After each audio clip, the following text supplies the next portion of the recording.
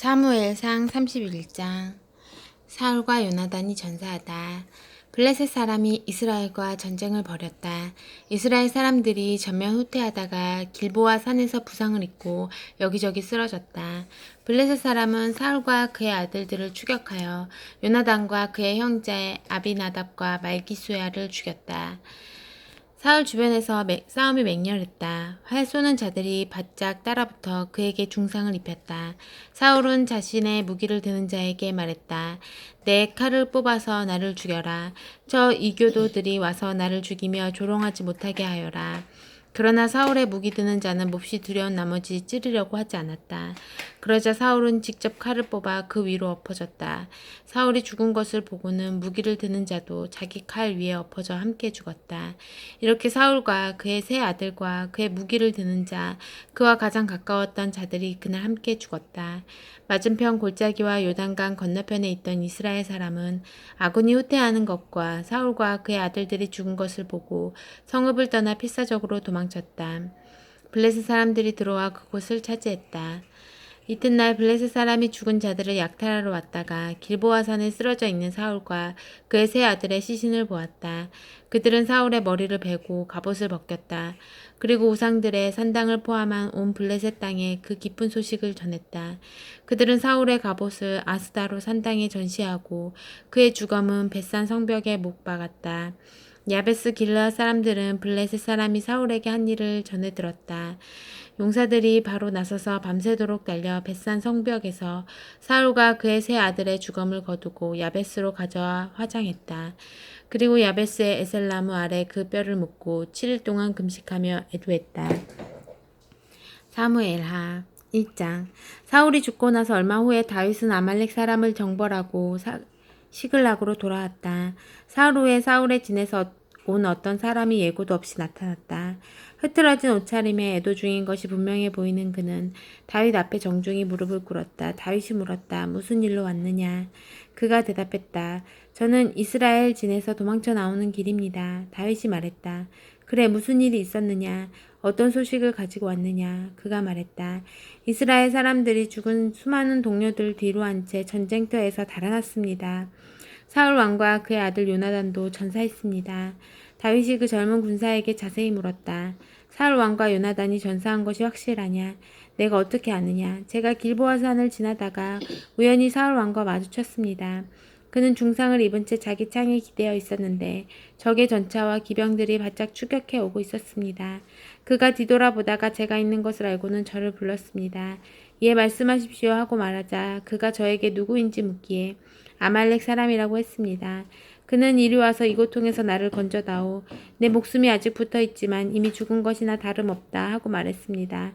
그래서 저는 그의 부탁대로 했습니다. 그가 오래 살지 못할 것을 알았습니다. 왕의 머리띠와 팔찌를 벗겨서 주인님께 가져왔습니다. 여기 있습니다. 다윗은 몹시 슬퍼하며 자기 옷을 잡아 찢었다. 그와 함께 있던 사람들 모두 그와 같이 했다. 그들은 그날 남은 시간 동안 울고 금식하면서 사울과 그의 아들 요나단이 죽은 것과 하나님의 군대와 이스라엘 민족이 패전의 희생자가 된 것을 슬퍼했다. 그런 다음 다윗은 소식을 가져온 젊은 군사에게 말했다. 도대체 너는 누구냐? 저는 이민 집안 출신으로 아말렉 사람입니다. 다윗이 말했다.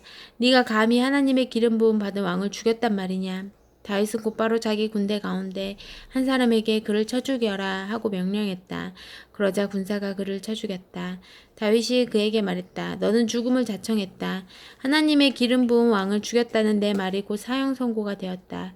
다윗이 애가를 불러 사울과 그의 아들 요나단을 애도하고 유다의 모든 사람에게도 그 노래를 외워 부르게 했다. 이 노래는 야살의 책에도 기록되어 있다. 이스라엘의 영양들이 산에서 죽임을 당하고 강한 용사들이 쓰러지고 쓰러졌다. 이 일을 가드성에 알리지 말고 아스글론 거리에도 퍼뜨리지 마라. 천박한 블레셋 여자들에게 술자리의 이야기거리를 또 하나 던져주지 마라. 길보아의 산들아, 너희 위로 다시는 이슬과 비가 내리지 않고 샘과 우물에도 물 한 방울 남지 않을 것이다. 거기서 용사들의 방패가 진흙탕에 끌렸고 사울의 방패가 녹슨 채 버려졌으니 요나단의 활은 대담무쌍하여 큰 적일수록 더욱 무참히 쓰러뜨렸고 사울의 칼은 두려움을 몰라서 한 번 칼집을 떠나면 그 무엇도 막을 수 없었다. 사랑스럽고 아름다운 사울과 요나단이여 살아서도 함께 하더니 죽을 때도 함께구나. 그대들은 내려 꽂히는 독수리보다 빠르고 용맹한 사자보다 강했다. 이스라엘의 여인들아 사울을 위해 울어라. 그가 너희를 최고 무명의 비단으로 입혔고 아낌없이 치장해 주었다. 강한 용사들이 싸움의 한복판에서 쓰러지고 쓰러졌다. 요나단이 산에서 죽임을 당했다. 내 사랑하는 형제 요나단이여 그대의 죽음에 내 마음은 무너져 내리오. 기적과도 같은 그대의 우정은 내가 지금껏 알았던 앞으로 알게 될 그 무엇보다도 더한 사랑이었소. 강한 용사들이 쓰러지고 쓰러졌다. 무기들이 산산이 부서졌다. 2장 다윗이 유다의 왕이 되다. 이 모든 일이 있고 나서 다윗이 기도하며 하나님께 여쭈었다. 제가 유다의 한 성읍으로 이주해도 되겠습니까? 하나님께서 말씀하셨다. 그렇다 이주하여라. 어느 성읍으로 가야겠습니까? 헤브론으로 가거라. 그래서 다윗은 두 아내 이스라엘 사람 아히노함과 갈멜 사람 나발의 아내였던 아비가일을 데리고 헤브론으로 이주했다. 다윗의 부하들도 자기 가족을 데리고 그와 함께 가서 헤브론과 그 주변에 자리를 잡았다. 유다 주민들이 헤브론으로 와서 다윗을 유다 지파의 왕으로 삼았다. 길르앗 야베스 사람들이 사울을 안장해 주었다는 보고가 다윗에게 들어갔다. 다윗은 길르앗 야베스 사람들에게 전령을 보내어 이렇게 전했다. 여러분이 주인이 사울 왕을 높여 장례를 치러 주었으니 하나님께서 여러분에게 복 주시기를 빕니다.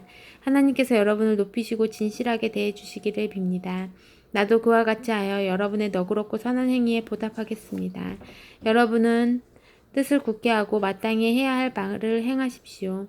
여러분의 주인인 사울은 죽었고 유다 주민들은 나를 그들의 왕으로 삼았습니다. 한편 사울의 군 사령관인 넬의 아들 아브넬이 사울의 아들 이스보셋을 마하나임으로 데리고 가서 그를 길르앗 아셀 이스라엘 에브라임 베냐민의 왕으로 삼았다. 그를 온 이스라엘의 왕으로 삼은 것이다. 당시 이스보셋은 40살이었다. 그는 고작 2년 동안 왕위에 있었다. 그러나 유다 백성은 다윗을 지지했고 다윗은 헤브론에서 7년 반 동안 유다 백성을 다스렸다. 하루는 넬의 아들 아브넬이 사울의 아들 이스보셋의 군사들과 함께 마하나임을 떠나 기브온으로 향했다. 수리아의 아들 요압도 다윗의 군사들과 이동 중이었다. 두 무리가 기브온 연못가에서 만났는데 아브넬의 무리는 한편에 있었고 요압의 무리는 맞은편에 있었다. 아브넬이 요압에게 싸움을 걸었다. 너희 쪽 최고의 군사들을 내세워 보아라. 실력이나 한번 겨뤄보자. 요압이 말했다. 좋다, 겨뤄보자. 그들이 싸우려고 늘어섰는데 사울의 아들 이스보셋 쪽에서는 베냐민 사람 12명이 나왔고 다윗 쪽에서는 군사 10명이 나왔다. 그들이 각각 상대방의 머리를 잡고 서로 단도로 찌르자 모두가 한꺼번에 쓰러져 한꺼번에 죽었다. 그래서 그곳을 사륙의 벌판이라고 불렀는데 그곳은 기브온에 있다. 싸움이 온종일 이어지면서 점점 더 치열해졌다. 아브넬과 이스라엘 사람들이 다윗의 부하들에게 사정없이 패했다. 수리아의 세 아들인 요압과 아비새와 아사헬도 그 자리에 있었다. 드넓은 평원의 영양처럼 빠른 아사헬이 아브넬 뒤에 바짝 붙어 그를 쫓았다. 아브넬이 돌아보며 말했다. 아사헬 너냐? 그렇다. 그가 말했다. 아브넬이 말했다. 나를 뒤쫓지 마라. 내가 이길 만한 사람을 골라서 그의 전리품으로 만족해라. 그러나 아사헬은 그만두지 않았다. 아브넬이 다시 말했다. 돌아가거라. 계속 쫓아오면 너를 죽일 수밖에 없다. 내가 내 형 요압의 얼굴을 어떻게 보겠느냐. 아사헬이 계속 따라오자 아브넬은 무딘 창 끝으로 그의 배를 찔렀는데 얼마나 세게 찔렀던지 창이 등을 뚫고 나왔다. 아사헬은 그 자리에 쓰러져 죽었다. 아사헬이 쓰러져 죽은 곳에 잃은 사람마다 멈추어서 멍하니 바라보았다. 아사헬이 죽었다. 그러나 요압과 아비새는 계속해서 아브넬을 추격했다. 해가 질 무렵 그들은 기브온 변경으로 가는 길가에 기아 맞은편 암마산에 이르렀다. 베냐민 사람들이 그 산 위 요충지에 자리를 잡고 아브넬과 함께 서 있었다. 아브넬이 요압에게 소리쳐 말했다. 우리가 다 망할 때까지 계속해서 서로 죽여야겠느냐. 그렇게 해서 남는 것이 무엇이냐? 참극밖에 더 있겠느냐? 얼마나 기다려야 내 부하들에게 형제들을 쫓지 말라고 명령하겠느냐? 요압이 말했다. 하나님께서 살아계심을 두고 맹세하는데 내가 말하지 않았으면 아침까지 계속 추격했을 것이다. 그러고서 요압이 순양 뿔라파를 불자 유다의 온 군대가 그 자리에 멈춰 섰다. 그들은 더 이상 이스라엘을 쫓지 않았고 싸움을 멈췄다. 아브넬과 그의 군사들은 밤새도록 행군하여 아라바 골짜기에 이르렀고 요단강을 건너 오전 내내 행군한 끝에 마하나임에 도착했다. 요압이 아브넬을 쫓다가 돌아와서 부대의 인원을 점검하니 아사엘을 제외하고도 다윗의 부하 가운데 19명이 없었다. 다윗의 부하들이 죽인 아브넬의 부하는 모두 360명이었는데 죽은 자들은 모두 베냐민 사람이었다. 다윗의 부하들은 아사엘의 주검을 거두어 베들레헴의 가족 묘지에 묻었다. 그런 다음 밤새도록 행군하여 동틀 무렵 헤브론에 도착했다. 아멘.